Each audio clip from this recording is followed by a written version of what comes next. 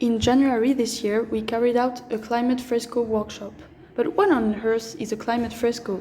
Put simply, it's a workshop in the form of a game that brings people and ideas together to talk about the issues of climate change so that people know how to act. The concept was devised by a Frenchman, Cédric Ringerbach. We organized this workshop for European Erasmus Plus guests. The game is available in 35 languages, but we did it in English. Each small group created their own climate fresco that showed the causes and effects of the climate crisis thanks to images and graphs taken from IPCC reports. Then the students discussed how they felt about the information, added other data, and put forward some solutions. We would now like this climate fresco game to be able to more and more students at our school, and why not in other schools across Europe.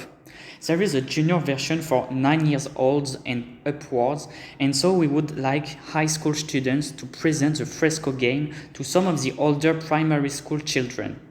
And if at all possible, we would really love to develop the idea of playing by creating escape games on climate awareness, which is something that really worked well in a trial we did. For our school, the fresco has only just started.